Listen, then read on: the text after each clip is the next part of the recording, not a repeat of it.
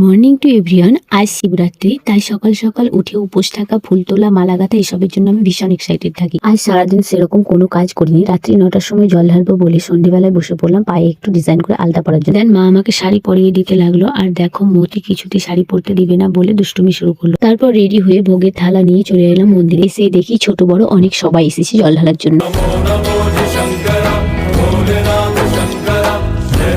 সবাই লাইনে এক এক করে জল ঢালছে, আর আমি বসে বসে ভাবছি বাবা ভোলেনাথের হয়তো পেট ভরে গেল, আমার ভোগ আর খাওয়ার জন্য অপেক্ষা করবে না। মন্দিরে এসে এসবের মধ্যেও আমার মনটা ভীষণ খারাপ ছিল, কারণ আমি যখন অনেক ছোট ছিলাম তখন দিদিয়াই প্রথম শিবরাত্রি উপোস করতো। আমিও দিদিয়ার দেখা দেখে উপোস করতে শুরু করেছিলাম, আর ছোটবেলা থেকে আমরা একসাথে সবকিছু করি। এবারে তো দিদিয়ার হোস্টেলে ছুটি নেই, তার জন্য ও আসতে পারেনি, তাই দিদিয়াকে খুব মিস করছিলাম। আর আজকে যেন ভোলেনাথের কাছে আমি একটা জিনিস খুব করে চেয়েছি, যদি কখনো সেটা সফল হয় আমি তোমাদের সঙ্গে অবশ্যই শেয়ার করবো। আর তোমরা কি সত্যি এটা বিশ্বাস করো যে মহাদেবের উপোস করলে নাকি ভালো বর পাওয়া যায়? যদি আমার মতো তুমিও মহাদেবের ভক্ত হও তাহলে অবশ্যই কমেন্টে হর হর মহাদেব